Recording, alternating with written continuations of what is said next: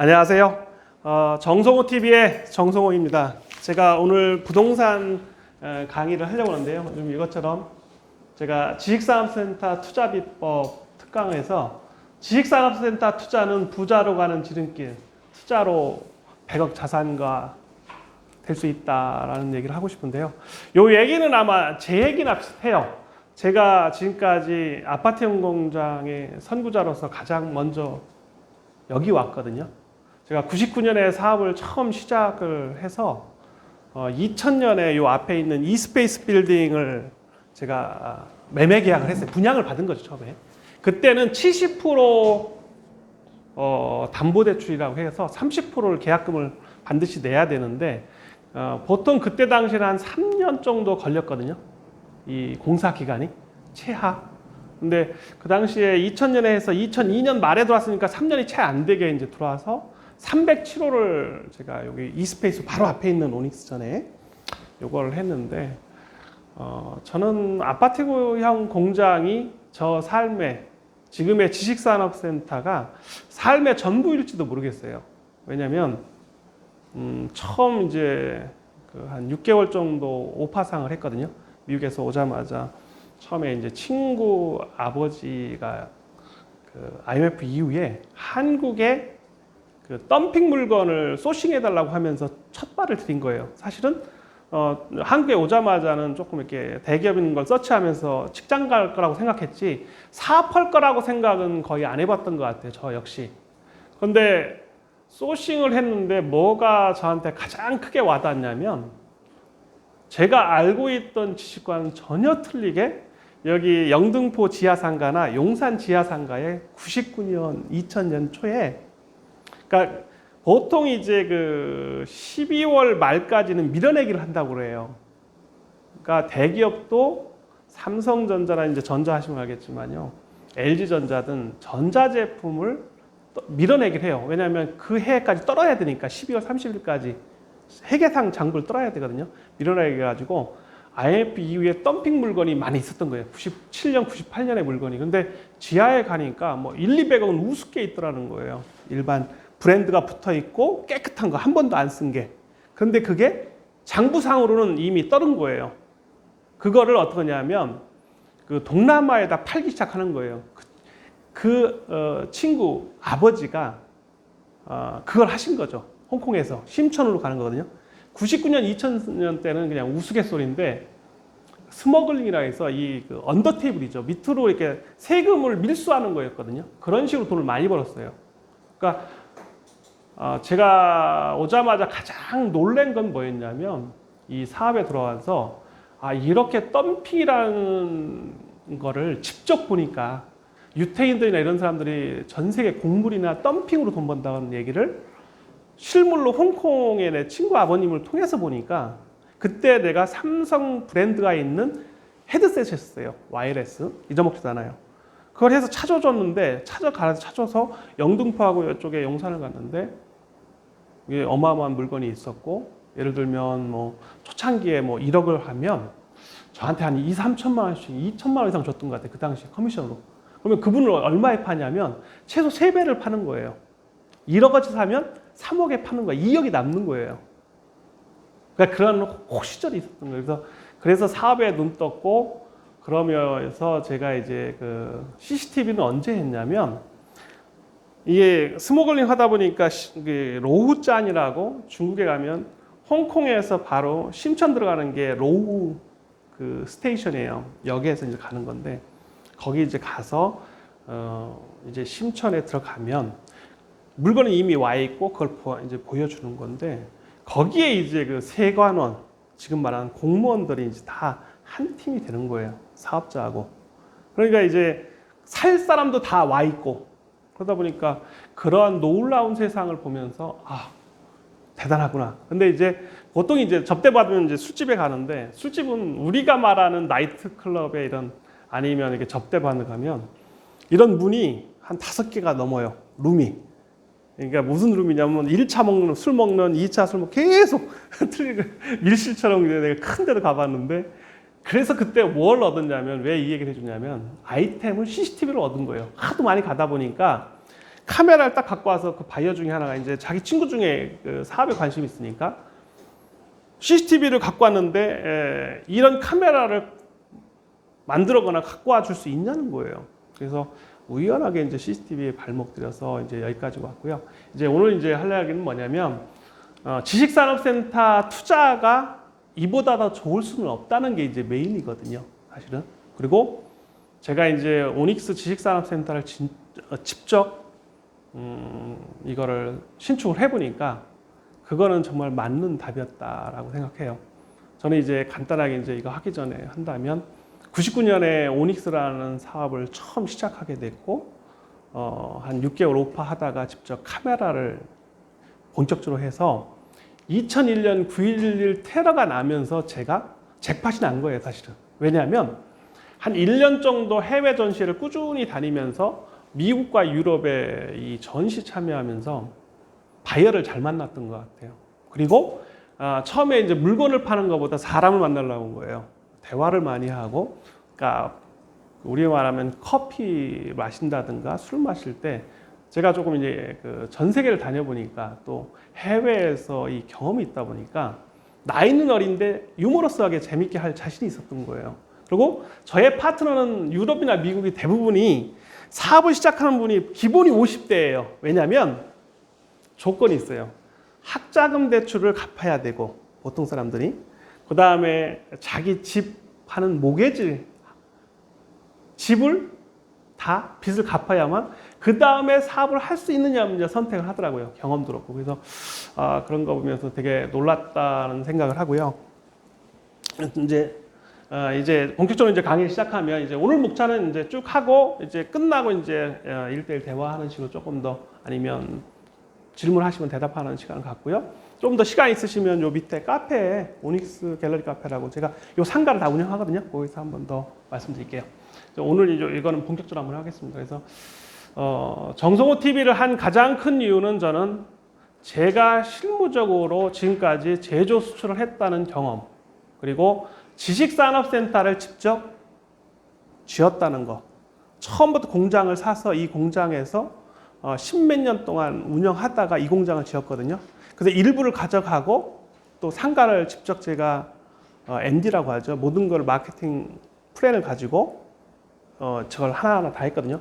밑에는 CU를 입점시켰고 옆에 부동산 입점해놓고 옆에 카페 했고 그 위에가 원래 호프였는데 거기다 지금 당구장 호프를 같이 넣어놨고 옆에 그 잔슨빌 부대찌개를 했고 그 위에 스크린 골프장을 이렇게 해놨고요. 여기 11층은 제가 제 사무실로 앞으로 비즈니스를 하면서 전체를 다 쓰려고 강의실도 쓰고 뭐 큰 프로젝트를 하려고 마음먹었거든요. 어떤 프로젝트냐? 지식산업센터를 해보니까 부동산에 제가 조금 잘할 것 같아요. 사실은 해외 자본도 잘 끌어올 것 같고 지금 이렇게 오시는 강의하시는 분한테 얼마든지 제 경험을 말씀드리면 이걸 잘 응용하면 돈이 될 것 같아요. 그래서 제가 좀 더 알고 있는 제가 다른 건 다 몰라요. 이거 했던 것만으로 위주로 해서 할 거고요. 오늘의 목차는 지식산업센터의 의의 어떻게 유래가 어떻게 되느냐고 두 번째는 지식산업센터의 투자 가치 즉 가격과 다른 어떻게 밸류업을 시키고 가치 상승을 일으키고 이거를 내 것으로 만들 건가. 부동산의 격언 중에 아까 말씀드린 것처럼 부동산은 시간이 돈을 만들어 주거든요. 내가 자고 있어도 돈을 만들 수 있다는 거니까 예, 그런 의미에서 또 부동산의 또 다른 말 중에 크게 사서 쪼개라고 하는 건데 이것처럼 하나를 지어서 다 일부를 다 분양을 하는 거예요. 이것도 하나의 방법이니까 얘기할 거고 그래서 투자의 가치, 밸류를 어떻게 애드한다든가 또는 업버전 시킬 수 있느냐에 대해서 좀 더 얘기할 거고요. 세 번째는 이 지식산업센터를 투자해야 하는가? 답은 간단합니다. 해야 되기 때문에 오늘 이렇게 제가 한번 강요하고 싶고요. 네 번째는 이제 투자할 때 기초 상식은 무엇이냐, 제재 조건이나 장단점이 뭐냐에 대해서 한번 할 거고요. 그 다음으로 소액으로 성공적인 부동산 투자하는 법 했는데요. 요거는 대출이 잘 나오는 것이 투자하기 좋다. 왜? 시간이 돈이기 때문에 시간을 기다릴 수 있고 본인이 이자만 낼 수 있다면 얼마든지 소액으로도 부동산 투자에서 성공할 수 있다라고 강조하고 싶고요. 마지막으로 이제 제가 지금 막 서두에 많은 것처럼 정성호 TV를 약간 더 말씀하고 끝내겠습니다. 예, 지식산업센터의 유래는 크게 뭐 이걸 뭐죠? 네덜란드에 시작했다 이런 건 결코 중요한 게 아닙니다. 이 핵심이 뭐냐면 여기 나옵니다. 이 슬럼화된 곳, 즉 도심의 쇠퇴를 방지하고 입지 환경을 개선하기 위해서 이게 시작되었다라고 보는 게 맞아요. 왜 이 말씀을 드리냐면 제가 구로에 여기 99년 시작해서 2000년 초에 이걸 계약할 때도 여기가요. 요 앞에 제 오닉스 지식산업센터 앞에가 흙먼지가 흩날렸어요. 그러니까 이 전체가 다 어떠냐면 쓰레또라고 하죠. 그 기와집도 아닌 옛날로 말하면 시멘트로 만든 환경 오염 물질이 있는 지붕이 대부분이었고 또 뭐 좀 뭐라고 해야 하나 너무 슬럼화되어 있었어요. 제가 첫 기억이 여기 2000년에 왔는데도 그때 막 여기 지식산업센터가 붐이 나가지고 옆에 에이스 1차는 끝났고요. 뭐 옆에 2차, 3차 여기 지금 여기 있는 거 명지 이스페이스 명지 건설에서 했거든요. 요 세 개가 나란히 이렇게 좀 막 땅을 하려고 좀 하고 있었어요. 근데 비포장했어요. 얘가 그 정도로 이 도시가 쇠퇴했다는 게 뭐냐면 이제 부동산에 관심이 있으면 지구 단위 계획을 해요. 여기는 지구 단위적으로 이게 준공업 지역이거든요. 국가산업단지 안에 있는 준공업 지역이에요. 그리고 여기 지금 우리 뭐죠 여기 저쪽에서 오셨다 있잖아요. 여기 금천구 양천에서 오셨다 있나요? 하여튼 금천구 역시 경공업 지역이 있고 준공업 지역이 있고 경공업 지역이 있어요. 공업은 세 개가 있어요. 크게 나면. 그런데 여기 우리 신도림 쪽에도 길 가다 보면 대부분 다 이게 경공업이 많아요. 그래서 영등포구에 있는 것 중에 우리가 지금 가장 핫한 곳이 여의도 영등포가 하나의 축인데 여기가 반드시 개발돼야 되는 거고 서울의 3대 축이 하나예요. 강남축, 그다음에 사대문축, 그다음에 여기 여의도, 영등포 축이 있어요. 이 세 개의 축에 투자하면 무조건 돈을 버는 거예요. 그리고 그 다음 주변 지역이 요즘에 뜨고 있는 마용성이다 이런 얘기 하잖아요. 그죠? 똑같은 거예요. 그러니까 서울은 지금 더더욱 코로나 시대가 오면서 이게 글로벌한 도시가 돼버려가지고 부동산 값이 더 오를 수밖에 없다라고 보고 있거든요. 그런데 정부에서는 오르지 않는다고 하는데 이게 조금 언밸런스한 얘기죠. 사실 무조건 부동산 값이 올라서 좋으냐? 결코 그렇지는 않습니다. 그런데 지금의 저금리 시대에는 이게 분명히 그렇게 될 것이고 이 아파트형 공장의 시작은 도심의 쇠퇴였다. 지금 보시면 42년과 47년에 네덜란드에서도 똑같은 일이 있어요. 왜냐하면 이게 전쟁 중이었거든요. 그래서 처음에는 상공회의세를 쳤고 그 다음에는 민간이 아파트형 공장을 쳤다는데 네덜란드 역시 2차 대전 이후에는 슬럼화될 수밖에 없는 게 대부분이 산업혁명을 거친 나라들이에요. 그렇기 때문에 이미 1900년, 그러니까 1880년 전쟁, 2차 대전 전까지는 전쟁의 특수, 그러니까 연합군이었으면 이겼기 때문에 다 공업이 발달했는데 이제 그 축이 미국으로 다 넘어가 버린 거예요, 또. 그러니까 공장이 미국은 잘 된 거죠. 근데 여기는 안 됐던 거죠. 이게 슬럼화 될 수밖에 없는 도시가 많아요. 특히 내가 영국에 가보면 그걸 되게 많이 느껴요. 그래서 우리 영화 중에 아마 나이트클럽이 있는데 맨체스터에 나이트클럽이 나오는 영화가 있어요. 너무너무 공업지역이 슬럼화되니까. 그거 똑같은 현상으로 이게 아파트형 공장을 우리 구로에서도 할 수밖에 없었던 게 제가 99년, 2000년에 이 계약을 하기 위해서 몇 번 왔을 때 느낀 게 있어요. 와, 너무 슬럼하구나. 어? 미국에 가도요, 디트로이트나 이런 데 가면 정말 슬럼합니다. 미러키 이런 데 있잖아요. 추운 지역에 가면 아주 음산해요.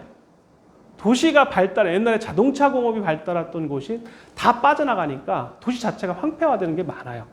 특히 뭐 맨체스터뿐만 아니라 그 전 세계에 제가 이 선진국에 출장을 가다 보면 도심과 부도심의 사이에 이런 지금 경공업이나 준공업 지역의 슬럼화가 되게 심한 거예요.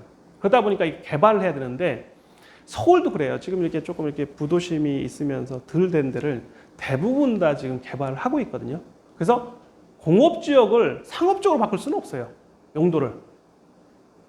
그런데 공업 지역을 어떻게 하냐면 이런 식으로 아파트 공장을 할 수 있어요. 그래서 지금 뭐 일본은 공장 아파트다. 아니면 뭐 타이완은 표준 임대 공장이다 하는데, 아니면 싱가포르는 다층형 공장인데, 저는 싱가포르에 투자를 해봐서 몇 번 가봤어요. 여기는 어떠냐면 여기도 잘 돼 있어요. 그러나 싱가포르는 중개무역이기 때문에 우리랑 똑같이 서울 지식산업센터와 비슷해. 공장은 노 땡큐. 사무실로 오피스 쓰면 땡큐. 웰컴이 되는 거예요. 그리고 타이완은 대부분 다 타이완 시내에 있는 아파트 공장을 가보면 다 제조를 해요. 좀 지저분해. 어떻게 보면 소리도 많고. 그거는 아마 나라마다의 특성일 것 같아요. 일본은 지진이 있어서 이게 같이 이렇게 호합된 게 많지가 않아요. 의외로 도심에서 자꾸 빠져나가게 하니까. 그래서 일본 사람들은 해외 공장을 잘 유지하는 거에서 성공한 것 같아요.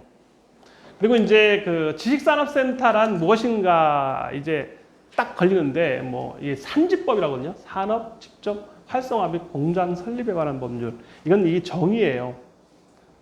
이게 지금 뭐라고 하냐면 동일 건축물의 제조업, 지식산업 및 정보 통신산업을 영위하는 자와 지원시설. 지금 지원시설이라는 게 아까 말한 상가 20%. 처음에 재개할 때는 2000년 그때는 아파트형 공장이 어떻게 돼 있었냐면 2010년부터 지식산업부터 바꾼 거죠.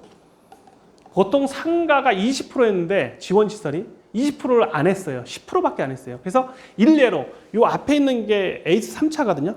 원래 기아자동차도 있고 커피숍이 다 문 닫아 있어요. 그런 것처럼 2층에는 별로 상가가 없어요. 1층 해도 안 찬다고 생각했어요. 그런데 지금은 오닉스 지식산업센터를 신축해서 보면 상가를 어떻게 하느냐에 따라서 달라진다, 건물이.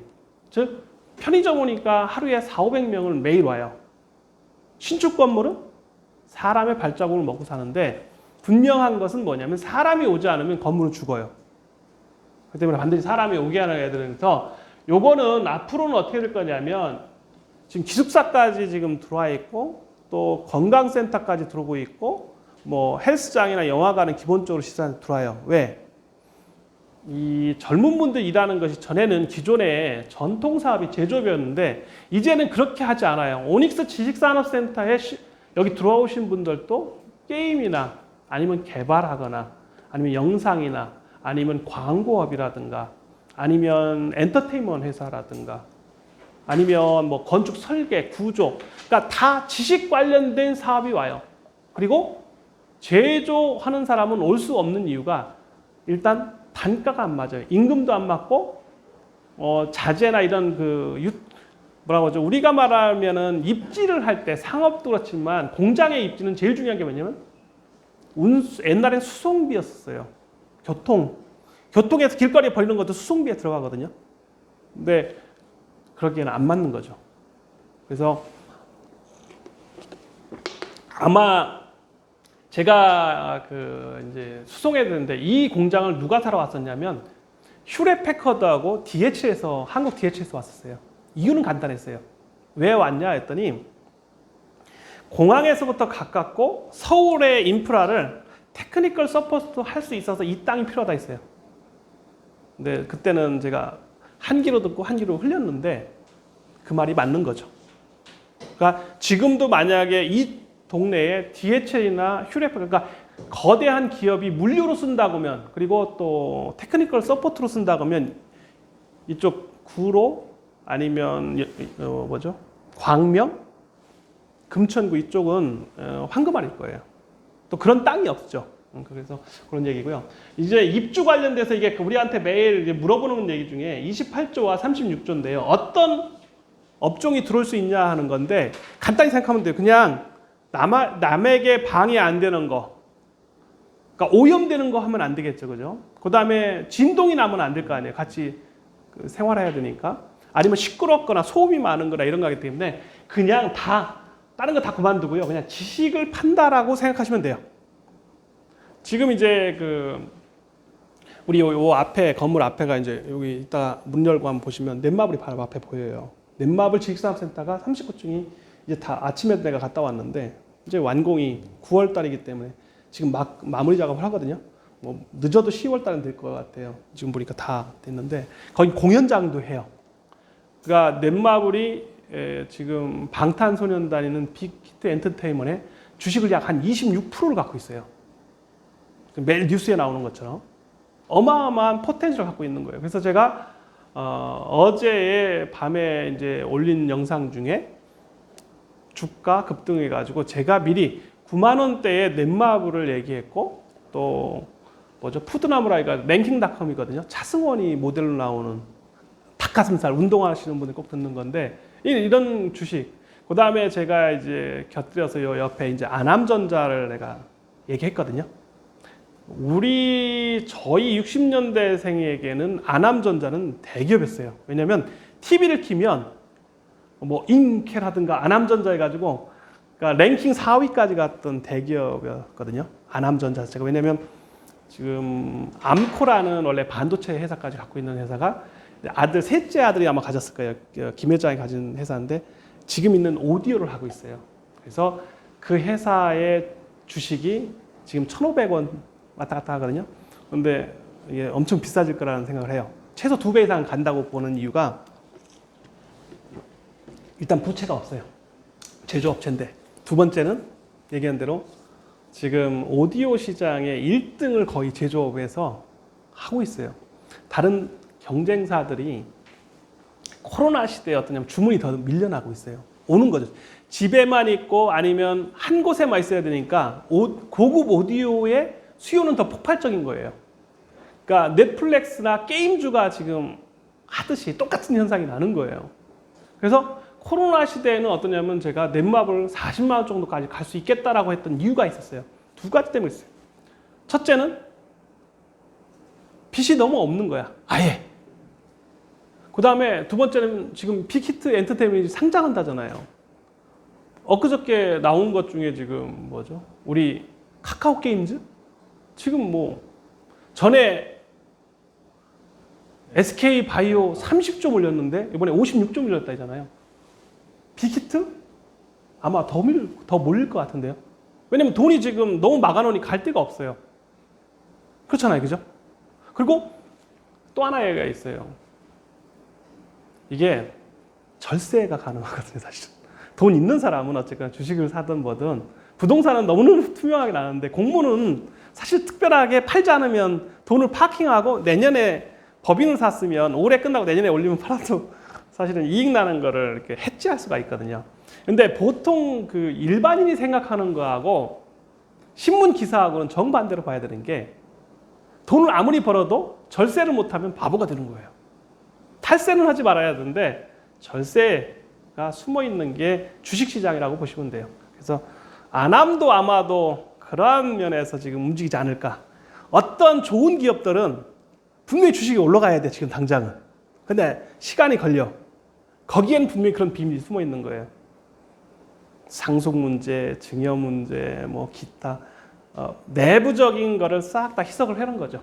그래서 자식한테 준다든가 이런 여러 가지가 있는데 그거는 조금 더 고차원적이고요. 그래서 요거는 가장 지식산업센터를 투자하고 싶은데 질문 중에 하나가 업종이 돼요? 이 업종이 됩니까? 라고 물어봐요. 아까 얘기한 대로 소음, 아니면 진동, 아니면 뭐 환경적으로 뭐 냄새나는 이런 건 안 되겠죠. 그러나 가장 간단한 게 자기가 했던 일에 지식산업이라고 생각하시면 돼요. 아니면 컨설팅이라고 넣으면 되는 거죠. 그리고 사업은 간단해요. 신규 사업에서 성공할 확률은 거의 없어요. 본인이 해왔던 거를 조금 더 업그레이드하는 게 가장 좋은 사업 노하우입니다. 왜 그러냐면 본인이 분명히 해봤기 때문에 시행착오를 분명히 했어요. 그걸 약간만 바꾸면 성공하는 거예요. 그 누구도 다 남의 걸 카피하는 것입니다. 스티브 잡스처럼 아니면 빌 게이츠처럼 부자가 되고 싶은 사람도 아니면 부동산의 제왕 트럼프처럼 하고 싶은 사람도 저도 트럼프 미국에 있는 컨벤션에 가봤어요. 비싸더라도. 왜? 저도 부동산 부자가 되고 싶어서 책도 사서 읽어봤고 짐 로저스가 말하는 연설은 웬만하면 다 들어요. 왜? 주식이 됐든 부동산이든 흐름은 하나거든요. 전 세계에 흘러간다는 거. 그래서 그런 면에서는 지식산업센터의 업종이 뭐냐 물어볼 때는 본인이 했던 거를 업버전 시켜라. 그게 가장 좋은 투자 방법이다 라고 강조하고 싶고요. 자, 이제 아파트 공장이란 뭐냐 하는데 이런 거는 이미 벌써 아파트 공장이 1990년대부터 시작됐기 때문에 20년이 넘었고 지금 지식산업이기 때문에 이런 내용이 크게 의미는 없다. 단 이런 그 부동산 규제가 지금처럼 정부에서 크게 나타날 때 과연 부동산 중에 어디에 투자했으면 좋겠느냐는 질문이 더 많을 거예요. 그래서 어제의 가장 큰 부동산 핫 이슈가 뭐였냐면 오피스텔이 주거용으로는 무조건 1가구 2주택에 걸린다는 게 탑뉴스였어요. 그죠? 이건 무슨 얘기를 하냐면 자, 부동산 규제가 계속해서 오다 보니 풍선 효과로 오피스텔, 꼬마 빌딩, 지식산업센터가 대체적으로 각광을 받고 있다 했는데 어제 신문에 딱 나오면서 이거는 없어져야 돼요. 오피스텔은 이제 아웃인 거예요. 왜? 분양이 안 되니까. 그리고 주택으로 한다면 똘똘한 한 채가 낫다고 하는 판에 지금 이거 뭐 1, 2억짜리, 3, 4억짜리 오피스텔 하나 사가지고 주거로 하면 1가구 2주택인데 세금이 보유세가 너무 많은 거예요. 간단하게 세금은 세 가지로 보시면 돼요. 처음에 취득할 때 취득록세, 보유할 때 재산세, 지방세예요. 팔 때 국세인 양도소득 차이가 나는 거예요. 그러면 자 대체제에서 이제 하나 날라갔어요. 이제 꼬마 빌딩하고 지식산업센터 한다면 꼬마 빌딩의 가장 큰 단점이 하나 있어요. 제가 이게 3층짜리 건물 짓기 전에 했거든요. 비가 많이 와도 지켜서 해야 되고 눈이 와도 지켜서 해야 돼요. 바람이 많이 와도 여기서 자야 돼요. 왜 그러냐면 꼬마 빌딩을 두 사람이나 세 사람, 두 사람이죠. 한 사람이 자고 이게 교대를 해줘야 되니까 무인으로 하기엔 너무 불안해요. 불나거나 아니면 외부 침입이 있거나 꼬마 빌딩에 투자하는 것도 하나의 방법이긴 한데 수익률이 너무 안 좋아. 첫째가. 시간을 갖고 투자를 하면 오를 가능성이 높아요. 특히 이 강남 이런 데 꼬마 빌딩은 수익률이 1% 정도 아니면 많아야 3%인데 그리 투자해요. 왜? 시간이 가면 더 올라가니까. 왜? 아까 얘기한 대로 서울의 3대 축이 강남이에요. 지금 모든 사람이 현대가 투자한 현대사옥이 짓고 있는 것 중에 하나가 현대자동차가 한 게 삼성동이잖아요. 저 한전의 오닉스 이렇게 핸드폰이나 아니면 홈피에 들어가시는 오닉스 시스템 아니면 제가 했던 오닉스 홈피 뭐 정성호 TV 해도 나올 거예요. 오닉스 홈피에 가면 제가 한전 업체 등록을 한 적이 있어요. 한전 및 5개 발전소. 그게 뭐냐면 원자력, 동서, 남부, 남동, 서부 발전 뭐 안 가본 데 없어요. 발전소는 다 똑똑한 사람이 어디 가냐면 바닷가에 가 있어. 그러면 제가 이렇게 가서 왜냐면 저는 CCTV 카메라를 했기 때문에 그러니까 뭐죠? 전체의 원자력이 됐던 발전소를 국가산업이기 때문에 이거를 저걸 해야 돼요. 카메라뿐만 아니라 센서든 모든 걸 해서 전체 울타리 펜스를 쳐야 되는 거예요. 왜냐면 그 공항처럼. 그러면 이걸 내가 애국자분하고 같이 들어가지고 크게 이 프로젝트를 따려고 이제 다녀가지고 처음에 한 게 이제 카메라 했기 때문에 이제 업체 등록을 다 했어요. 전기부터 다 했는데 그때 느낀 게 뭐냐면 똑똑한 직원들이 바닷가에서 원자력이나 이렇게 가니까 1년도 못 버티는 거예요. 다 그만두는 거야. 그리고 또 결혼을 못 한대요. 첫째. 여자들이 안 온대. 좀 재밌는 얘기도 있었는데 그런 것처럼. 자, 그러면 지식산업센터는 지금 90%까지 대출이 돼요. 여기 오닉스 지식산업센터에 투자하신 우리 저 뒤에 우리 선 사장님도 404호시죠? 네, 투자해서 임대비 잘 받고 계시죠? 안 밀려요? 안 밀려요? 자, 그래서 직접 이렇게 투자도 하셨는데도 또 강의까지 오시는 거 보면 대단하신 것 같아요. 그래서 저는 이제 대체제로 꼬마 빌딩하고 비슷한데 지식산업센터가 여기 꼬마 빌딩은 대출이 많이 나와 60% 이상 나오기 힘들어요. 왜냐하면 감정평가를 해도 높다 하더라도 일단 유지관리비가 많이 들어가기 때문에 은행에서 리스크하게 보고 또 세입자가 많아요. 이게 층별로 있으면 그걸 다 그러니까 임대가 없어도 가상의 임대라고 해서 다 비용을 빼요. 방마다 뭐 2,200만 원 서울이면 빼요. 여기도 방 하나면 무조건 2,200만 원을 먼저 제하고 계산하는 거예요. 그래서 제가 보기에는 시설담보대출로 70% 이상인데 70%는 기본이에요. 뭐 조금 신용이 떨어져도 80%까지 나와요. 지금 보니까. 괜찮으면 무조건 90% 나오고 해서 저는 지식산업센터에 지금 1% 금리 시대에는 이렇게 더 사람들이 올 수밖에 없을 것이다 라고 보고 있고요. 자, 지식산업센터 투자가치 이제 본격적으로 한다면 지식산업센터 이 투자는 말이에요. 부자로 가는 지름길이라고 한 게, 자, 앞으로 90% 대출은 인생에서 오지 않을 것이다. 또 이 0%대의 한국은행 금리는 앞으로 제가 죽을 때까지 다시 오지 않을 것이다. 왜? 0%대라는 건요, 모든 금융이 마비된 거예요. 그럼 시중은행이 조달금리로 해서 주택담보대출도 뭐 1.5%까지 사상 최대로 떨어졌다는 뉴스까지 있었고, 지식산업센터는 그 이전에 1%대였어요. 근데 시중은행들은 비즈니스를 하기 때문에 설령 0.5%가 한국은행 금리고 자기가 조달금리로 해서 자기도 얼마를 받아야 되기 때문에 뭐 1%에서 1%의 수익을 내기 위해서 1.5%를 한 건, 이거는 등급이 A, 신용등급 1등급인 거예요. 서서히 2%, 3%로 올릴 것이다. 또 기본적으로 제가 선진국에서 있어보고 선진국에 있는 분들하고 사업을 계속 해보면 최소 적정 이자율이 제가 보기엔 한 4, 5%대가 맞는 것 같아요. 신용이 좋은 사람도 3%에서 5% 사이에 걸려들어야 이게 선순환 구조로 잘 갈 수 있다. 금융도 마비 안 되고 사업도 활성화할 수 있다. 왜? 돈을 꿔주는 사람도 비즈니스고 그걸 갖다 쓰는 사람도 비즈니스인데 너무 낮거나 너무 높으면 다 안 되는 거예요. 물론 제가 시작할 때는 금리가 다 13% 이상 높은 금리를 주고 썼었어요.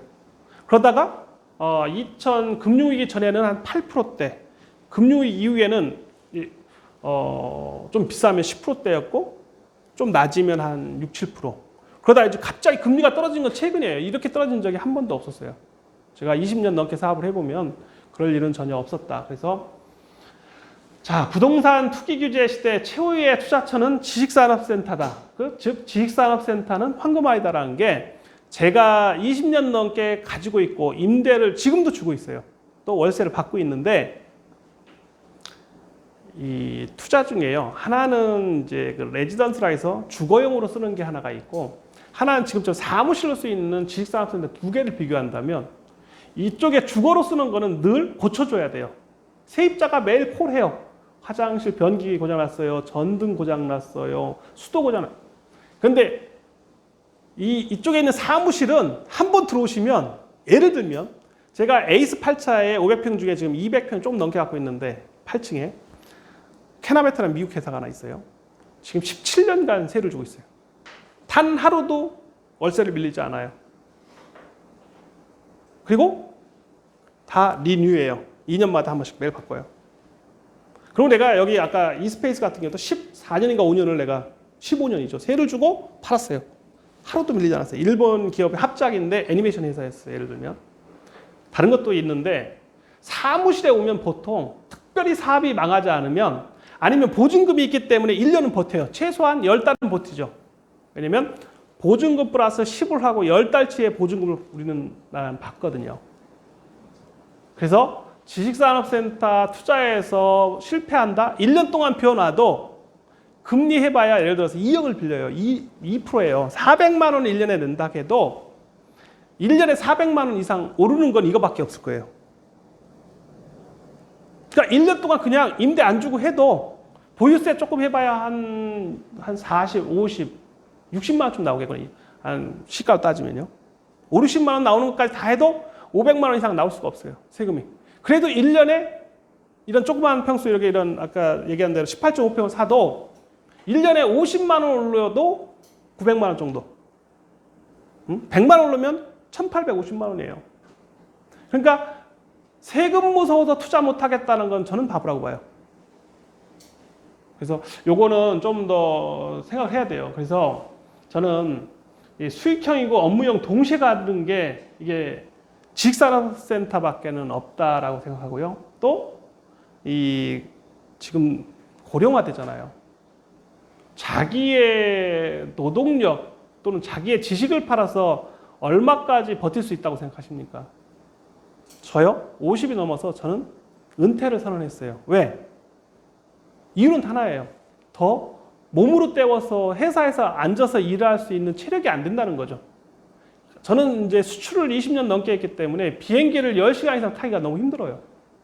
아무리 뭐 비즈니스 클래스 타도 시차도 어렵고 또 갔다 와서 또 시차가 또 힘든 거예요. 가서 힘들고 와서 힘들고 몸이 너무 힘들어요. 체력적으로 안 된다는 거예요. 그래서 제가 예를 들었어요. 미국에 제가 이제 그 회사도 아직도 있는데 그 파이럿이죠. 은퇴하신 분이 일찍 죽어요. 자기들 얘기는 그래요. 자기들은 젊어서는 뭐 비행기를 많이 타니까 해외도 많이 가고 다 좋은데 단점이 하나 있대요. 일찍 죽는다는 거야. 은퇴하고 나서. 그러니까 심장에 무리가 있다는 거예요. 결론은 뭐냐면 의사들은 말 안 해도 내가 보기에는 제가 생각해도 제가 허리가 한 38까지 전에 이렇게 갔거든요. 너무 힘들어가지고 이제 비행기를 많이 타다 보니까. 그래서 그거는 맞는 것 같아서 지금처럼 고령화 시대에는 본인의 노동력만 갖고는 할 수 없다.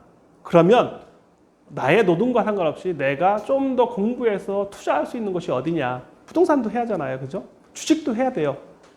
왜 주식과 부동산을 얘기하냐면 저는 이제 나이가 먹으니까 은퇴하니까 오히려 주식이나 부동산에 대한 분석을 더 빨리 하고 쉽게 할 수 있는 거예요. 또 여유가 생겨서 막 저렇게 우리 좀 젊으신 분들이 강의 오셨을 때 막 뛰어들잖아요. 뭔가 빨리 될까 고. 지금 그런 생각이 없어요. 그냥 좀 늦으면 다음에 하지. 주식은 1년에 한 번에 2번만 투자하라고 그래요. 왜? 이 곡선이 있거든요. 업앤다운. 굳이 따라갈 필요가 없는 거예요. 그리고 아까 얘기한 대로 주식은 가치에 투자해야지 가격에 투자하면 망해요. 따라가면 망하는 거죠. 아, 이게 일정 수준에 오를까 하면 나의 이익만 딱 생각해서 하나 30% 이익, 50%, 100% 이것만 생각하면 끝인 거예요. 그럼 1년, 2년 기다릴 수 있는 여유만 생기면 얼마든지 주식도 결코 나쁘진 않다.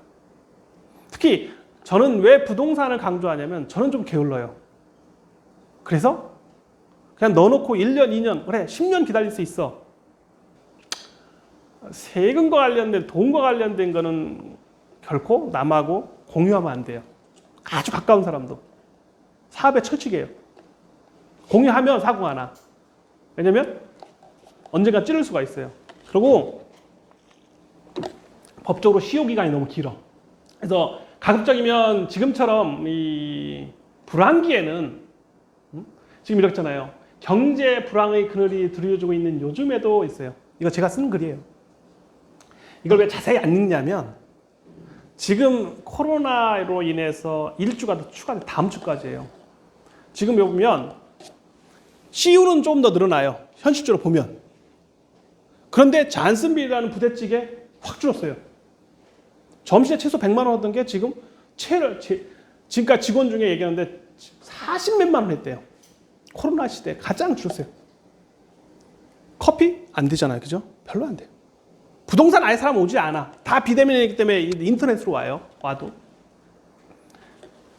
여기 옆에 그 당구장 아웃이에요. 그냥 문 닫아놓는 거예요. 무조건. 스크린 골프 그냥 문 닫아야 되는 거예요. 업종의 시비가 확 차이 나는 거예요. 앞으로 더 할 거예요. 이거는 코로나가 아니고요. 앞으로는 코로나가 계속 ING인 거예요. 왜?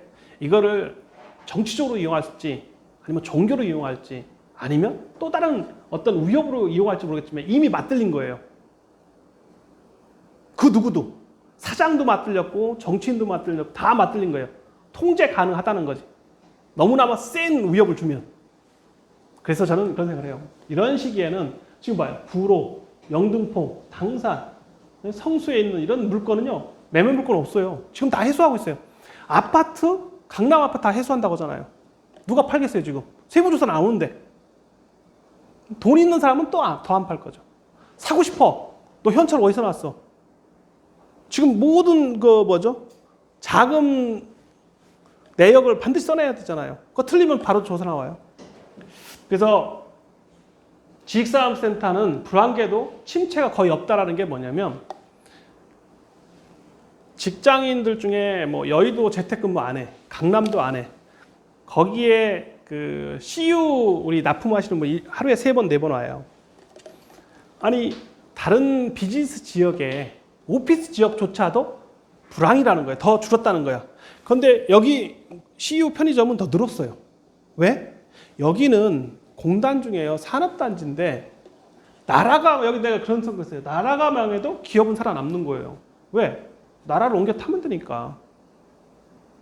전쟁 나면 하지 말아야 할 게 하나 있어요. 전쟁에 가서 싸우지 말아야 돼. 나는 비행기 타고 가야 되는 거예요. 왜? 내일을 기약하잖아요. 장수가 오늘 죽으면 어떡해요? 또 이길 수 있잖아요. 그죠? 그래서 특히 이 사업하시는 분들은 이거 살아남는 것이 첫째예요. 막으면 안 되는 거예요. 그래서 이런 불황기에 내가 이렇게 쭉 보면 또 느끼는 게 뭐냐면 이런 데 투자한 분들은 실패할 확률이 거의 줄어드는 거예요. 그래서 이건 내가 직접 해본 거고, 또 완공된 후 개별 입지 직사암지대 소유는 아무나 해도 된다. 즉 분양은요, 지금 신문에 나온 게 뭐예요? 오피스텔 쓴다니까 다인건설이든 다른 입주사, 그러니까 건설, 그러니까 오피스텔 하던 사람들이 지금 돈을 안 주는 거예요. 왜? 위험하니까 은행이든 뭐든 준다고 안 줘. 그럼 건설을 할 수가 없어요. 중간에 망하는 회사 많아요. 강남에도 돈 준다고 다 코로나 때문에 망하는 회사. 그리고 요즘엔 돈 있다고 해가지고 망하지 않는다는 보장이 하나도 없어요. 산이 높으면 골이 깊은 거예요. 직원이 많은 회사 어렵습니다. 만약에요, 미국처럼 파이어, 트럼프가 잘하는 거잖아요. 파이어라고 해가지고 그날 책보를 딱 하면 내일이 있는 거예요. 그래, 컴백 해줄래? 아, 기분 나빠, 안 와도 돼. 그럼 다른 사람 뽑을 수가 있어. 고용이 자유로울 수 있는데요. 우리나라요? 제가 보기에는 이 코로나 좀 더 가면 살아나기 되게 힘들어요. 왜? 고용의 자유가 없는 이상은 누구도 그 리스크를 자기가 가져가지 않으려고 하는 거예요. 사업을 안 하면 안 했지. 그러니까 좀 생각을 깊이 해야 되는 거예요. 지금 당장은 버텨서 혜택을 보는 것 같지만 장기적으로 보면 그게 오히려 마이너스라는 거죠. 그래서 저는 요거 조금 더 생각해서, 매매와 분양인데 분양은 10%를 내도 너무 오래 기다려요. 이게 좀 문제가 있어요. 그래서 지금 봐요. 아파트뿐만 아니라 지금 오피스텔까지 얘기했잖아요. 전매 제한하고 있다. 지금 지식사업센터는 물론 분양받으면 전매 제한 안 해요. 그리고 지식사업센터 투자하는 요령 중에 하나가 있잖아요.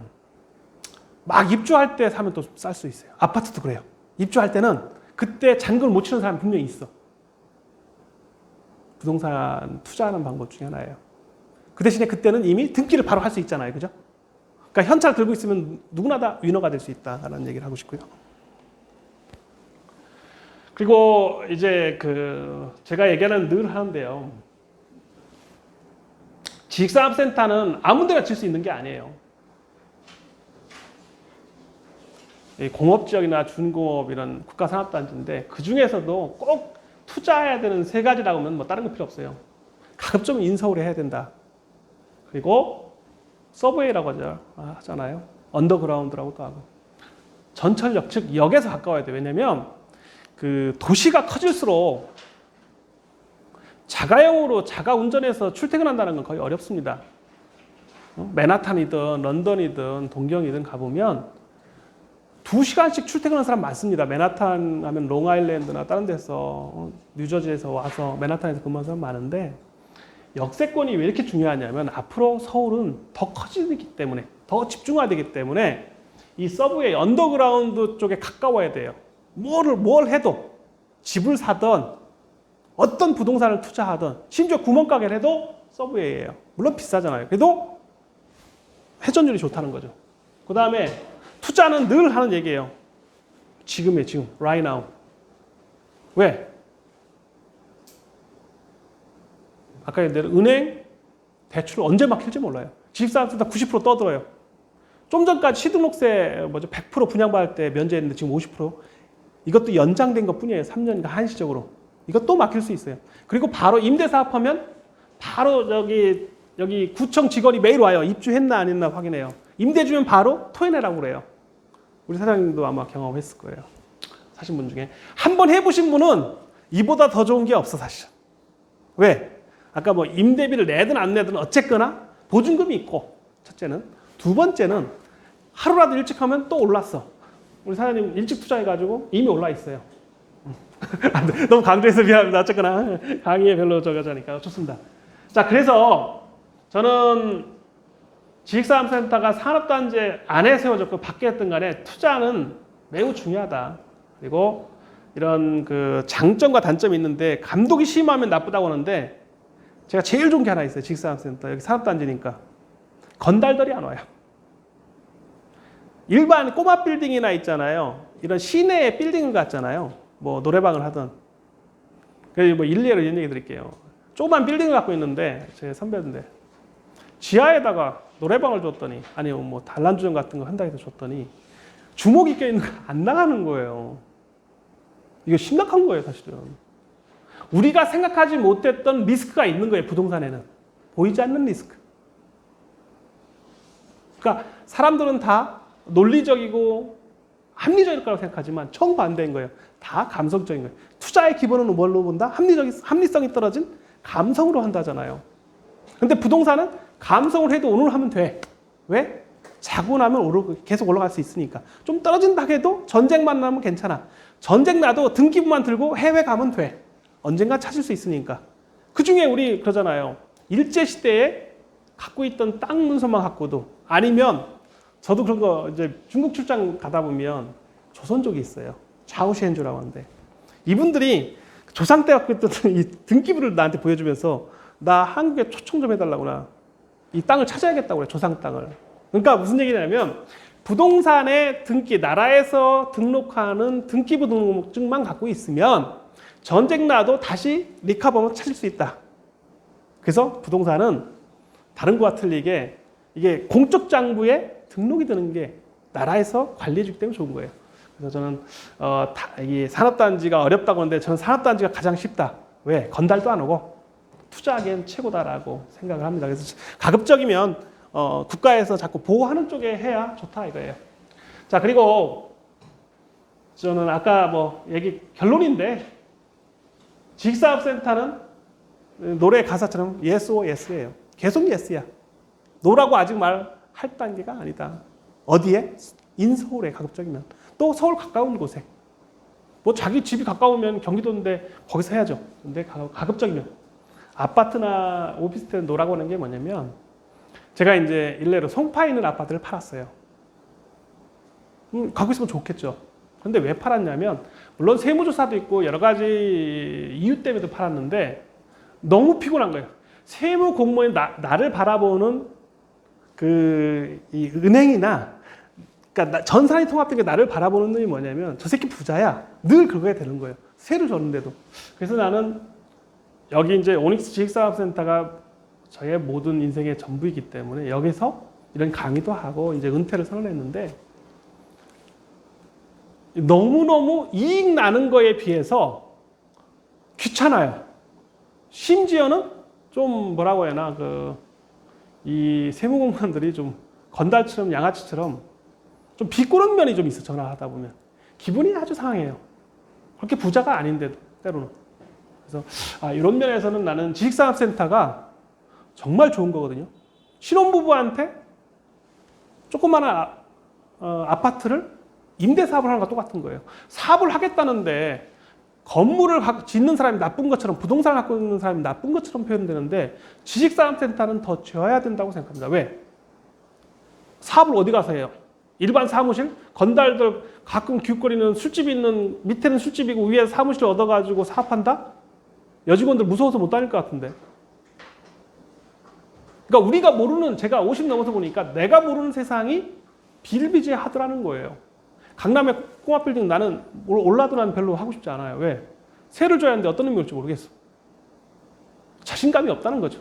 그래서 지식사업센터는 산업단지나 아니면 중고 이렇게 나라에서 보호하는 지역에 있어서 뭐 전단지 하나 잘 못 뿌려요. 요즘에는. 왜? 다 들어올 때부터 막아. 아무나 외부 침입이 잘 안 돼요. 지금 코로나 시대에 심각한 게 뭐냐면 함부로 외부인이 들어오는 거 막아야지 않으면 빌딩 날아갑니다. 보안에 취약하다는 거죠. 근데 이런 지식산업센터 같으면 24시간 관리를 하다 보니까 잘 돼 있어서 저는 어떠한 것보다도 소액으로 투자 가능하다. 왜? 제가 이제 일례를 들면 우리 여기 사람도 계신데 900 아까 4호나 5호, 뭐 2호, 뭐 3호 이렇게 최근에 파는 분들 이렇게 보면 금리가 다 2% 언더 또는 뭐 2% 초반 이렇게 했는데 그분들 투자한 돈이 실금액으로 한 3천만 원이 안 될 거예요. 왜냐면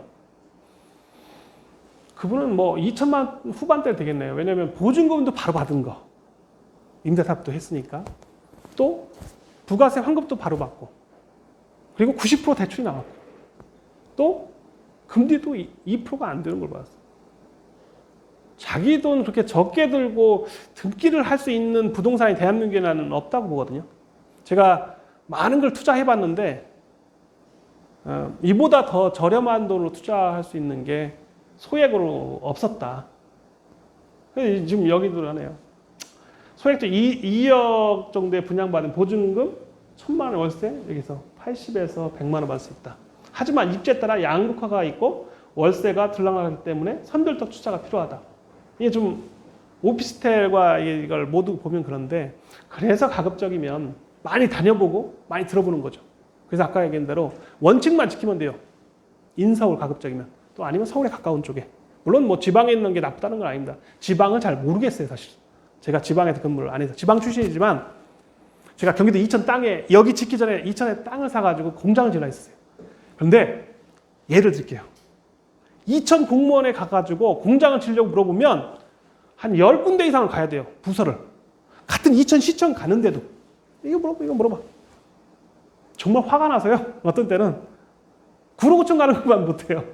갖고 있는데. 그래서 야, 이게 토착화된 지방 세력도 무시 못하겠다. 차라리 퍼블릭하게 다 오픈되어 있는 서울이 낫겠다. 이제 그걸 이제 조금씩 더 느낄 거예요. 지방에서 우리 대구에서 오신 분들 계신데, 사장님들 계신데 아마 더더욱 그걸 느끼실 것 같고. 그래서 제가 지식산업센터를 또 하나의 장점으로 보는 게 뭐냐면 이게 두 번째예요.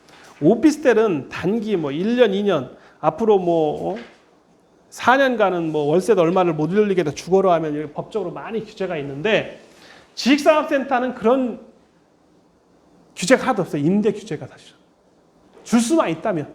그리고 꼭 임대 사업자가 아니라 해도 나눠 쓴다고 하면 돼. 굳이 본인이 이거를 임대한다고 할 필요도 없는 거예요. 반드시 해야 될 게 지식산업 투자할 때는 임대 사업을 한다고 하거나 아니면 임대와 관련돼서 정부에서 규제하는 일을 하면 안 되는 거예요. 그러니까 그런 글자만 안 넣으면 돼요. 그래서 개정 과목을 바꾸는 거예요. 임대라고 하지 말고 부동산 사용료 한 번에 1년에 한 번 다 받는 거예요. 예를 들면. 그래서 이런 그 방법이 몇 가지가 있는데 그건 또 동영상으로 이게 나가면 안 돼서 좀 다음에 얘기해 드릴게요. 그 다음에 이제 그 세 번째 이제 오피스텔 임대, 지식산업은 분양권 전매에 유리하다 했는데 이것도 맞는 얘기예요. 근데 저는 가급적이면 뭐 이런 걸 떠나서 분양권 이런 거 말고 바로 매매를 등기 이전을 해버리라는 거예요. 돈 있으면. 그리고 요즘에 그런 얘기 하잖아요. 이제 부동산에서 반드시 이제 알아야 될 계약 순서가 있어요. 계약금, 중도금, 잔금이 있잖아요. 중도금을 10원이라도 주면 그거는 계약을 취소 못 하는 거예요. 한다고 하면 좀 복잡한 문제가 생겨요. 그렇기 때문에 똑똑한 사람은 중도금 10원이라도 줘. 그런데 정말 계약에서 똑똑한 사람은 계약금과 잔금 두 가지밖에 안 넣어요. 중도금 안 넣어요. 그러니까. 계약금 10% 주고 은행에서 그럼 90%도. 아니면 계약을 해놓고 끌어와서 잔금을 한 번에 치르는 거예요. 안 싸우려고. 이거는 가진 사람, 파는 사람의 입장이고 사는 사람은 어떻게 하냐면 중도금이라 한 10원을 줘야 시간을 가져갈 수 있어요. 그래서 이거는 극과 극이니까 좀 알아둬야 될 거고요. 그 다음에 이 세제면에서도 대출, 관리비 이거는 말할 것도 없는 거예요. 세금에서 나라에서 자꾸 신혼부부한테 주택을 임대주택 하듯이 나라에서 그래서 대한민국의 부영건설이나 이런 데가 다 어마어마하게 커진 이유가 뭐냐면 임대주택을 주었기 때문에 지식산업센터가 원래요. 지산센터가 임대가 원래 풀렸었어요. 그러니까 여기도 2010년, 9년까지는 임대 아무나 줬어요. 그런데 갑자기 막아놓은 거예요. 부동산 투기라고 하면서. 그거는 하나가 있어요. 지들 공무원 아니면 산하기관에 일자리 만들기 위한 거예요. 정말 편법인 거예요, 사실은. 왜? 아니, 임대주택을 더 지어가지고 건물을 지을 수 있는 사람이 많지가 않아요. 나라도 그렇고. 땅이나 돈이나 아니면 적정한 시기가 안 맞으면 그 많은 돈을 투자할 사람이 단 한 사람도 없어요. 그러면 지식산업센터를 졌어. 서울에 더 오고 싶은 거예요, 사실은. 그런데 이거를 임대를 막아놓으니까 자꾸 트러블이 있는 거예요. 사실은 임대를 활성화 시켜줘야 돼요. 그래야 선순환 구조가 나는 거죠. 이 법이 원래 상정됐는데 계속 지금 통과 안 했거든요. 언젠가 통과할 거예요. 바로. 왜? 임대를 풀어주지 않으면 더더욱 자꾸 트러블 생기는 거예요. 그 일 예 중에 여기 이 공단의 마리오예요. 마리오 9시 뉴스 수십 번 나왔어요. 패션몰을 했는데 상가주를 풀어줄 수 없다고 했거든요. 지금 봐요. 법이 바뀌었잖아요. 지들이 바꿔놓은 거예요. 하도 싸우다가. 그런데 뭐가 좋습니까? 슬럼한 가산 지역이 슬럼에 있거든요. 저쪽에 W몰이나 마리오 이쪽에 있는 가산 패션몰 다 지금 천정부지로 올라갔잖아요. 원래 여기가 시작됐는데 메카는 절로 간 거예요. 그만큼 규제 하나에 법 하나에 완전히 바뀌는 거예요. 부동산 값도. 근데 여기는 구로는 넷마블이라는 30조 기업이 이제 움직이기 때문에 본사가 딱 해가지고 시작되면요. 이 전체가 다 흔들려요. 부동산 값뿐만 아니라 주택값 모든 게 다. 음식점, 술집 뭐 할 거 없이 이 사람이 그 들어오는 유입력이 너무 많다는 거예요. 네이버를 보시면 똑같아요. 서현역에 네이버가 들어왔을 때 있잖아요. 그 동네가 다 사는 거예요. 그냥. 주택이든 뭐든 다. 비즈니스가. 그죠? 그래서 구로가 앞으로 향후 어마어마하게 발전할 건데 지식산업센터는 무조건 레지던스를 하면 안 된다는 제 주장이에요. 제가 갖고 있어 보니까 그래. 어려워. 그리고 너무 이상한 사람도 있고 또 하나 동영상으로 얘기하면 안 되는 얘기 중에 하나가 이상한 사람들이 많이 온대요. 그러니까 은퇴하고 그러니까 뭐지 그 오피스텔처럼 그 원룸이나 투룸을 지었는데 사고가 많은 거야. 오는 사람들이.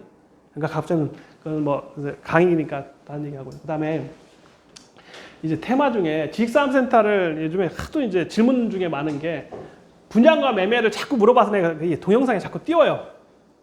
자, 어떤 책에서는 대부분 다 전에 책들은 뭐라고 했냐면 분양이 좋다고 했어요. 그거는 발전 시대니까 가능해요.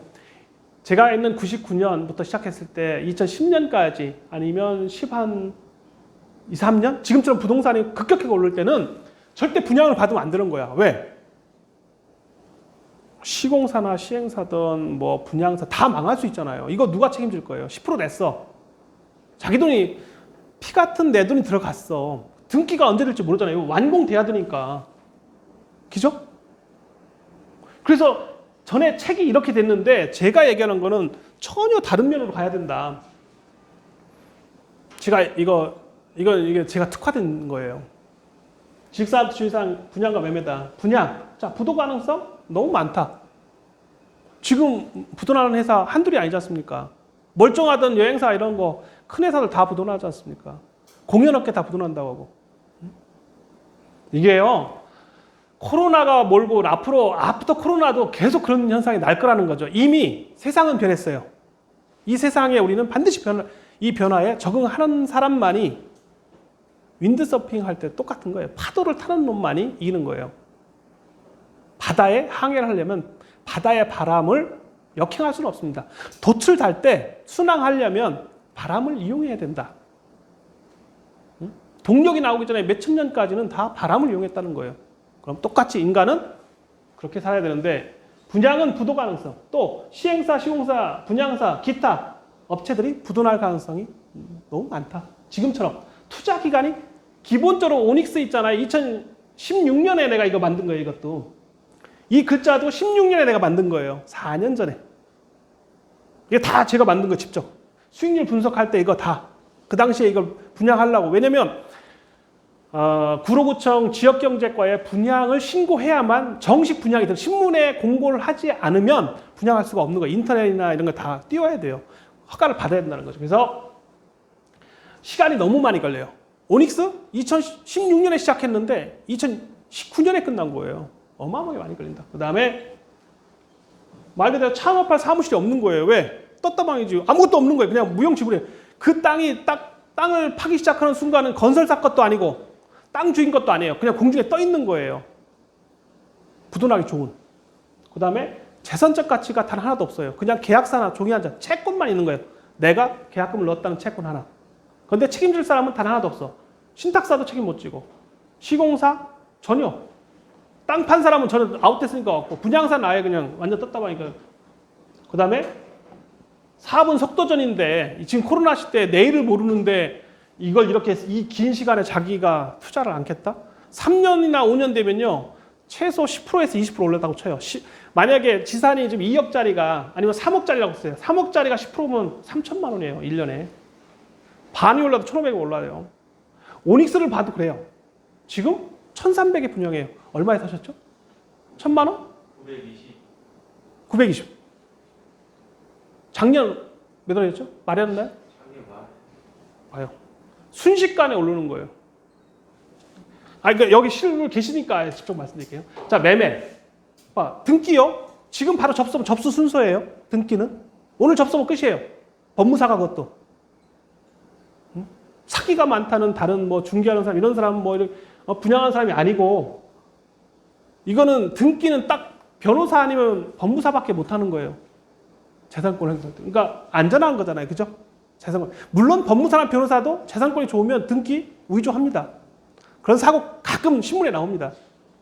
정말 조심해야 돼요. 등기. 그 다음에 임대수익 바로 여기 있는 분들 중에 우리 사장님도 그러시네요. 좀 걸리긴 했죠. 그죠? 처음에. 12월에 소유권 이전했어요? 11월에 했어요. 자, 겨울에, 그러니까 한겨울에는 약간 텀일 수 있어요. 뭐, 그러나 이거는 올라간 거에 비하면 아무것도 아닌 거예요.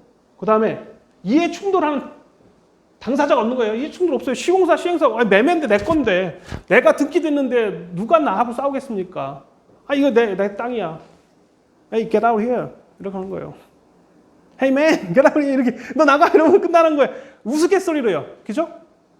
이게 정말 중요한 거예요. 그 다음에 창업을 아무 때나 가는 거예요. 요즘에 제가 할 땐 창업을 했는데 요즘에 다 이 언어가 바뀌어서 이 검색어 중에 스타트업이라고 다 해서 나도 스타트업을 썼어요. 이게 창업이에요. 창업을 바로 하면 대출이 90%에 플러스 시조 10%에서 100%도 해줄 수 있어요. 요즘에. 왜? 나라에서 창업을 강요하고 유도하기 때문에. 그 다음에 자, 내 사무실에서 내가 사업을 하는 거예요. 이보다 더 좋을 수는 없는 거예요. 그 다음에 연구소나 벤처기업 등록하면요, 세제 혜택 나라에서 받을 수 있는 돈 많습니다. 그래서 저는 이거 꼭 강조하고 싶습니다. 그래서 매매 분양 이거는 꼭 생각해봐라. 그리고 첫째는 이제 현금 흐름을 비교하는데, 자, 이거 뭐 얘기 안 해도 결론이 나와 있는 거지 않습니까? 보이지 않는 돈이 분양에 너무 많이 들어가. 언제 어떨지도 모르고, 또 분양하는 사람들이 어떻게 수수료가 되는지도 몰라. 그냥 매매는 등기비하고 취등록세 내고, 그죠? 소개비, 중개수료 내고, 그건 끝 아닌가요? 다른 비용이 들지 않아요. 그 다음에 상품 선택의 폭이 차이가 있는데, 자, 미준공된 거 막 다녀봐요. 더 싸게 살 수 있지만 그게 안 공된, 나한테 등기 들어온다는 보장이 없고요. 제가 오닉스 직사하면서 가장 놀란 게 뭔지 아세요? 잔금 대출을 한 달도, 한 3주 남겨놓고 안 해주겠다는 거야. 다 해준다고 해놓고. 은행에서 그것도. 모 은행에서 있어요. 그거 보면서 무슨 생각하는지 아세요? 양아치라고 생각합니다. 자기 입맛에 조금만 안 맞으면 은행은요, 바로 들더랐습니다. 아니, 내일 모레 잔금을 치르고 싶으면 한 달 심사하는데. 그래서 저 정말 분양, 제가 직접 지어놓고 분양했을 때 얼마나 놀랐는지 몰라요. 잠 못 잤습니다. 그래서 내가 이 경험을 갖고 강의도 하면서 사람들한테 전달해 주는 거예요. 부동산 정말 쉽지 않다. 선택을 할 때 잘해야 된다. 그리고 이걸 신중해라. 이런 얘기인데요. 그 다음에 인테리어 이런 얘기를 하는데, 물론 이거 중요한 얘기예요. 그냥 자기 입맛에 맞게 분양을 받으면 계속해서 엎어져내고 돈 내면 된다고 하는데, 이게 말은 그런데 사실은 건축은 준공, 즉 사용 승인이 나지 않으면 이거 일체 행위를 할 수가 없어요. 준공이 나야만 내 건 거예요. 보존 등기 해야만 등기가 돼요. 그러니까 보존이 뭐냐면 처음 하는 등기예요. 등기가 등록이 돼야만 나라에 이게 처음으로 등기돼야만 그 다음부터 뭐 바꾸든 뭐든. 그런데요, 우리나라는 이 건축법이 대단히 위험합니다. 함부로 바꿀 수 있는 게 하나도 없어요. 여기 이거 지금 에어컨이라고 하더라도 이 위치 왜 잡은지 아세요? 여기 보시면 센서나 이런 게 다 있어요. 여기 스프링클러 다 있고, 이 간격을 절대로 넘어가면 안 되는 거예요. 미국이나 유럽은 더 심합니다, 사실은. 우리는 아직도 덜한 거긴 하지만 건축법, 실내든 실외든 간에 건축법을 어기면서까지 뭐 이런 얘기 하면 이거 절대 안 됩니다. 시공사요? 다 할 수 있다고 그래요. 비용이 얼마 드는지 얘기 안 씁니다. 그래서 이거 말은 교과서적인 얘기고 현실하고 틀리다. 자, 세제 혜택 하는데 이 얘기를 해요. 50% 감면 받는다. 감면으로 꼬셔요. 분양을. 저는 결코 20년, 30년 돼서 바로 오늘 등기하는 게 낫다고 보는 사람이에요. 왜? 제가 부동산을 많이 가져보니까, 사고 팔아보니까 결코 제가 왜 부동산을 직접 중개업이 됐던 분양이든 다 하는지 아세요? 사기당하기 싫어가지고. 핵심은 그거예요. 못 믿겠더라. 나도 못 믿는데 사실은. 은행도, 시중은행도 엊그저께까지 잔금 대출한다고 하는데, 시공사 계약 딱 해놓고 계속해서 추가 요구하는데, 이게 정말 말이 안 되는 것 같아요. 그 다음에 대출 한도는 뭐 말할 것도 없이 지금처럼 이렇게 90%까지 나온다는 건 대단히 좋다라고 생각하고요. 그 다음에 중개 수수료도 이렇게 쭉 나와 있는데, 이거는 아낄 필요는 없는 것 같아요. 왜냐면 더 많은 정보를 가질 수 있다면 한 번에 소유권을 안전하게 이전하는 것이 훨씬 더 낫다. 수수료는 별로 그렇게 크게, 큰 부동산에서 수수료 아낄 필요 없다. 제가 그 가장 큰 테마가 뭐냐면, 동영상을 하거나 아니면 뭐 강의를 하거나 지금 책이 이렇게 짓거나 이런 것들이 어쩌면 더 PR 하는 거잖아요. 이 돈은 아낄 필요가 없는 거예요. 왜? 100억짜리도 1000억짜리 부동산을 움직이는데 그까짓 거 돈 몇 푼 아껴서 뭐 하겠어요. 부동산은 좀 틀려요. 그래서 좀 그렇게 보시고요. 자, 신축하는 장점, 아까 재산권 바로 행사할 수 있다. 임대 수익도 창출할 수 있다. 그건 좀 더 한 장 한 장 읽어보세요. 자, 이게 내 이 얘기를 하는 거예요. 법적으로 내가 조금 아는 편이라서. 분양권은 건물이 존재하지 않습니다. 분양 계약서라는 채권적 효력만은 종이 한 장밖에 없다. 이거 정말 무서운 얘기예요. 종이 한 장 갖고는 별로 법적으로 행사할 수 있는 효과가 거의 없어요. 종이 휴지 조각일 수가 있어요. 이게 얼마나 무서운 얘기냐면, 사실은 아파트 평생 모아 샀는데 입주 못하거나, 아니면 오피스텔도 그냥 젊은 분이 입주 못한다고 막 울면서 인터뷰하는 거 많잖아요. 사기가 많은 거예요, 이게. 그래서 이런 거는 좀 안 했으면 좋겠다. 그다음에 이게 바로 이게 자금 유동화인데요. 돈을 현찰을 만들 수 있는 내 재산을 팔아먹을 수 있잖아요. 오늘 등기됐어. 나 급해. 그럼 오늘 그냥 좀 더 싸게 던지면, 아파트형 공장은 아파트와 비슷해요. 지금 거래가 잘 되니까. 던지면 나가요. 그래서 현금을 유동할 수 있는 게 많지 않아요. 그래서 왜 아파트가 인기 있느냐? 대한민국에 빠르게 현금처럼, 현금이라는 여기 회계학 공부하시는 분도 있겠지만 3개월 안에 현금화할 수 있는 거 많지 않아요. 현금인 거예요, 아파트도. 그래서 그렇게 된 거고. 자, 이해 당사자가 없다 이렇게 했고, 전체적으로 제가 볼 때는 법원에서, 나라에서 등록하고 시스템화되어 있는 거는 등기된 게 낫다 이런 거예요. 그래서 지식산업센터는 언제 하느냐, 투자하느냐? 지금 해야 된다. 왜? 더 규제가 심하거나 대출금리 올라가면 계속 자기 비용이 더 나가는 거예요. 그래서 별로 바람직하지 않다. 그래서 뭐 대출은 직접 뭐 90%까지 해보니까 나왔고, 여기 감정을 와요. 항상. 그러면 감정가에 보통 뭐 90%. 그 다음에 이제 담보 인정 비율이 있는데, 최우선 면제가 뭐냐면, 서울은 이게 하나에 2,200만 원을 빼요, 또, 거기에서. 그래서 이제 요거 나오는데, 이건 산술적이기 때문에 별로 크게 어렵지 않고, 해보면 금방 알아요. 굳이 하잖아요. 그래서 저는 지식사업센터 투자해야 하는가에서, 자, 결론이 그래요. 지식사업센터는 황금알이다. 이보다 더 좋은 투자처는 없다라고 강조하고요. 두 번째는 저금리 시대 1%대 이자, 이 지금 대출 가능한 적이 이제 앞으로 없을 거예요. 평생. 그 누구도. 지금 1%대 받는 사람은 신용이 정말 좋은 사람이에요.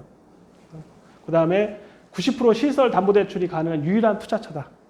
그냥 시설 빼고요. 담보대출이 가능한 게 유일한 거예요. 그 다음에 투기 대책을 피한 최고의 투자처가 지식산업센터예요. 오피스텔도 이제 갖고, 빌딩, 꼬마 빌딩 이런 건 더더욱 아까 힘들다고 했고요. 자, 그럼 지역도 한정돼 있어요, 이게요.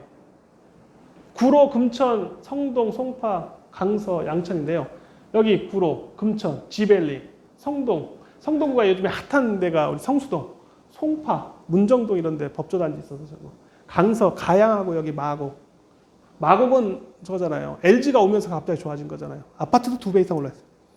제 친구 지금 미국에 특파원으로 가 있는 애도 거기 집을 사서 미분양하던 거를, 걔가 YTN 기자인데 경제부에 가가지고요, 취재를 한 거예요. 114든 뭐든. 그 중에 모델하우스로 지어놓고 안 팔린 거야. 마곡 지역에. 한 40평대 샀는데요. 더블 올라 10매덕이 돼요, 지금. 걔는 그거 하나로 끝난 거예요, 그냥. 그냥 특파원 갔다 오면 그냥, 은퇴됐다고. 농담을. 그 다음에 강남구, 서초 이런 건 다 광진구에는 없는 거예요. 다 지식산업센터가 서울에 있는 게 아니에요. 그 다음에 공급은 제한적이나 수요는 점차 증가한다. 왜? 집에서 사업할 수는 없지 않습니까? 할 수 있는 사업도 있어요. 그러나 이 사람이 그 전투력이 떨어져. 전쟁에 나가려면 좋은 총과 무기가 있어야 하잖아요. 그죠?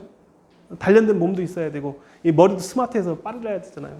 근데 집에 있으면 풀어져요.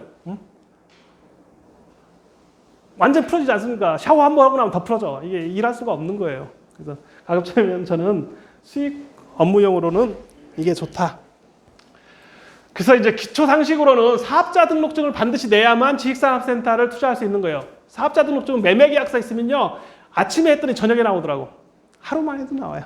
임대차 계약하면 임대차 확인을 하고 주인도 확인하고 다 확인해요. 세무조사에서. 근데 매매로 하면 사업자 등록증 하루 만에 나온다. 창업이 기존 사업보다 대출에 유리하다. 왜? nothing이고 new잖아요. 그러니까 심사할 게 없는 거야. 그 사람 신용만 좋으면 훨씬 더 기존 사업자 뭐 재무제표를 갖고 와라, 뭐 해라, 소득 증명해야 되는데 창업은 제일 쉬워요. 그러니까 사업자 등록을 내자마자 지식산업센터 바로 대출해줘요. 그 다음에 아까 대출 90% 되고 사업성 아이템은 이거 설명한 능력이 있어야 되는데 이걸 많이 써봐야 돼요. 프리젠테이션을 하는 거는. 남의 거 베끼지 말고 자기 걸 써야 돼요. 자기를 PR하지 않는 사람은 결코 성공하기 힘들어요. 좋은 엔지니어도 자기 제품을 팔려면 좋은 설득력을 가져야 돼요. 제가 제일 잘하는 거 미국에서 배운 거 협상 능력이에요. 네고시에이션. 그리고 대화의 기법. 그 다음에 이제 대출 규제 없이 소액 투자 가능하다. 지금 얘기한 거 중복되고요. 입주자 변동이 적다는 건 아까 지분이요.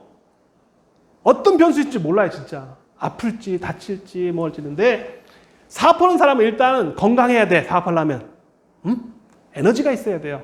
기본 디파짓 보증금이 있어. 그러니까 도망가기 어려운 거예요, 사실. 그래서 사업이 제일 좋아요. 그 다음에 수월한 건물 관리는 남이 해주잖아요. 관리사무소 다 해줘요. 그 다음에 실수요자에게 세금과 대출 혜택이 너무 좋아요. 그래서 소액으로 성공한 부동산 투자하는 방법, 요거는 제가 이제 앞으로 더 계속 해야 될 텐데요. 10%만 입금해도 재생권 아까 행사할 수 있다. 아니면 신용 좋으면 영원. 제가 이제 오닉스 이 건물 살 때는요, 무역금리로 5억 받았어. 대출을 90% 땡겼어. 그러니까 한 3, 4억이 남는 거예요. 그걸 인테리어하고 싹 이 건물 짓기 전에요. 그런 것도 있었어요. 지금도 가능합니다. 그거는 이제 또 한번 얘기해 줄게요. 정부 지원금 투자 받는 거 정말 유리합니다. 왜? 일단 여기 기보, 신보든 대한민국에 있는 모든 창투든 다 여기 와 있어. 예를 들면 서울에 있고 구로에 있고 아니면 여기 근처에 다 있어요. 왜? 인프라가 좋고 쉽게 해주니까. 사업자 등록증 하나만 갖고 대출 가능하다. 2천만 원 1억 벌 수 있어요. 지금 만약에 우리 사장님 아까 900 얼마에 사서 920 사세요. 900이라고 쳐요. 1300이야. 400만 원이야. 그냥 20평이라고 쳐. 8천만 원이에요. 예를 들자면 그냥 쉽게 생각한다면 세금 빼고 뭐 해도 6천만 원 남아요. 예를 들면 법인이면 더 남아. 개인이면 좀 덜 남아요. 그건 좀 이따 나중에 설명할 거고요. 1억 투자로 10억 벌 수 있다. 정말이죠. 왜? 지사는요. 한 번 살 때 10억짜리를 살 수가 있어요. 1억만 투자해도. 그런데 이게 불과 성수가 그래요. 딱 3년 전에 산 사람이 따블났어요. 이게 그만큼 핫한 거예요. 그 다음에 지식산업센터는 부자로 가는 지름길이다. 오늘의 메인은 뭐냐면 이 많은 부동산 규제를 피할 수 있는 것이 어쩌면 이보다 더 좋은 건 없다 라고 하고요. 자, 저는 이제 간단히 이제 이 오닉스 유튜브를 하고 있는데요. 요거는 좀 꼭 해서 실무만 했거든요. 제가 하고 있는 거는 이제 오닉스 창업을 했고요. 여기 시행사를 했고 분양도 했고 여기 관리소장이에요. 관리 운영사업도 있고 벤처 사업을 했고 이거 앞으로 디벨로퍼로서 계속 성공하기 위해서 이걸 해놨고요. 지식산업센터와 관련돼서는 제가 시행, 개발, 분양, 투자, 주식 이런 모든 컨설팅을 하려고 해요. 은퇴 비즈니스로. 그 다음에 제가 이제 책이 오늘 나오긴 했는데 아직 덜 나왔네. 이게 다 나온 인쇄 원고들 책이 덜 나왔는데 오면 다 갖다 드릴게요. 이게 이 원고 다 받았고 있는데 이거 나와 있어요. 그래서 제가 이거는 다음에 다 한 권씩 하면 원하면 할게요. 왜 정 대표는 저예요, 정 대표가. 지식산업센터를 더 사지 않고 지었을까? 이걸 지은 이유가 있다. 아까 얘기는 사실 절세였거든요. 근데 그건 나중에 또 더 얘기할 때가 있을 거고. 그래서 제가 요 구독 좀 꼭 눌러주시고요. 저는 뭐 오늘 이제 마지막 인사드린다면 와주신 거에 너무 감사하고 첫째는. 두 번째는 지식산업센터는 반드시 투자해야 된다. 셋째는 이 사업이라는 건요. 설레임인 거예요. 사업은 또 다른 도전입니다.